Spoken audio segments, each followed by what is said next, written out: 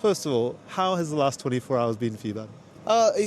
It's been lovely, to be fair, because I sort of think like there's been speculation and people keep asking me what am I doing. So it's nice to sort of share the news that this will be my last season. But equally, it's been extremely humbling and emotional at times because a lot of people have had very nice things to say about me, which is strange, when it's sort of about you for sort of 24 hours. But it's been lovely. A lot of former teammates, current teammates, people I've played against, and fans have been terrific. So I really appreciate it. We'll definitely talk about that in a moment, but just talk to me about the process of deciding why now and why at the end of this season that you wanted to make this decision. Sure, I think it wasn't a moment where I just sort of rolled out of bed and thought, I can't do this anymore. It's it's a feeling that kind of grows over time, and I think that I've dedicated so much to the game that I just feel like beyond this year, I was like, could I give it what it needs to do what we do? Can I give it everything that it's taken to so far? And I just, when I look at myself in the mirror, I thought I just can't.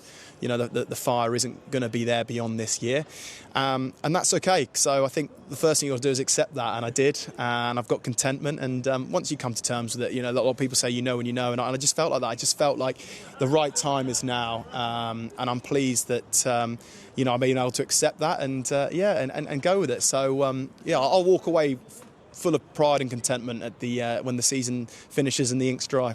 Of course, and there's so much rugby left to play, but I just wonder how special does it feel, because in team sport especially, so rare sportsmen and women get to be one club kind of athletes like you will be come the end of the season. And did it ever cross your mind to maybe play abroad and have that experience, or were you very determined that Leicester is just your home for your career?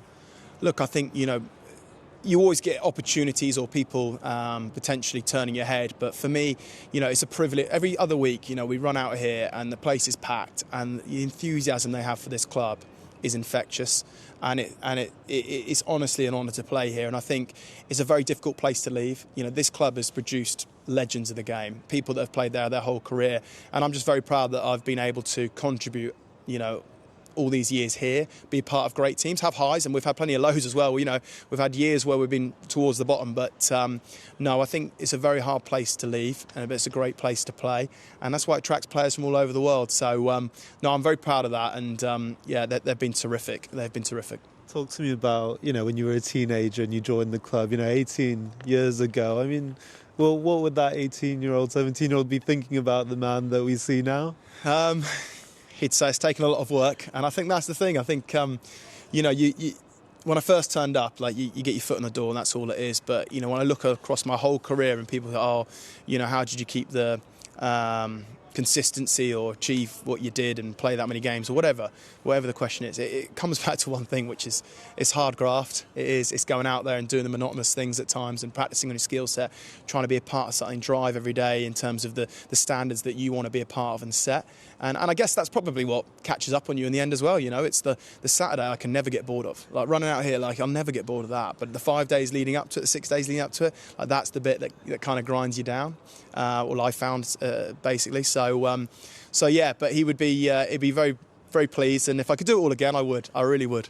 And just talk to me about Leicester Tigers in terms of 5 Premiership titles. And as you mentioned, highs and lows, and you talked about the legends they've produced, especially during your time here, but you will join that list if not already part of that list. So what does it mean to you to spend your career and achieve those highs?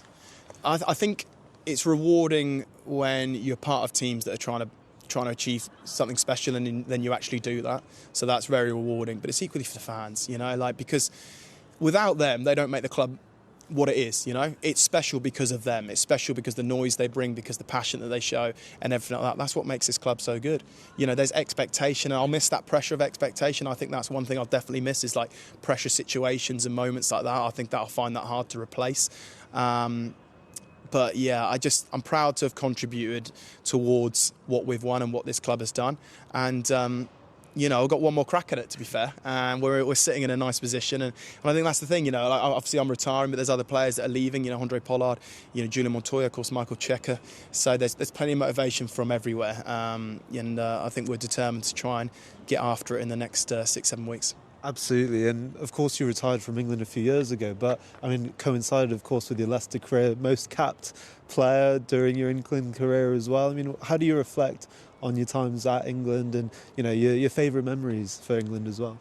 Yeah, like it sort of all rolls into one with Leicester and England, to be honest with you. But I feel like I've retired twice, because 23 obviously stepped away after the World Cup, and I think there's something to be said as well. Like, you know, I'm very fortunate that on both occasions that I've been able to walk away and retire on my own terms, and not everyone gets that opportunity. You know, some people is forced through injuries and things like that. So again, like that's you know, lucky me really. You know, it is a bit of luck. So, but the England stuff has been amazing, and I think, you know, I think once I finish and I fully walk away from it, I think then you give your time to reflect. You know, I think that's when I'll give myself an opportunity to fully look back and take it all in, and kind of, you have to use it to shape whatever I go and do next, you know. So I think the time for reflection will come. It's not quite there yet, but yeah, they kind of all roll into one. And like I say, I'm full of contentment, and I'm very proud. I know you do have plenty of rugby to play, but have you thought about a little bit what could be next in terms of where you might find that fulfilment, that intensity from? You know, could it be coaching or something like that, do you think? Yeah, look, I think, you know, I do the podcast stuff, which is keeps me busy, and Coley, to be fair, one of us, you know, because it's a joint business, one of us has got to find more time, so I guess I'm the one doing that, so that will keep me busy. You know, I'll do some coaching at Gresham's as well, so I will find time and everything like that, but I think I'm not going to hurry into anything straight away.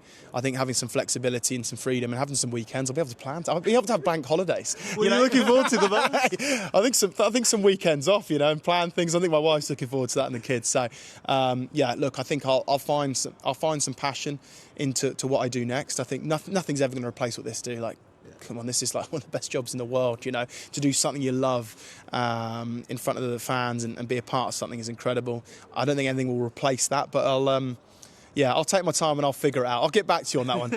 And just on something you said earlier, you've got so many messages over the last 24 hours, and I'm sure from all around the world. I mean, what are if you don't mind sharing, just some of the standouts, and maybe some that, you know, have really touched your heart in that sense?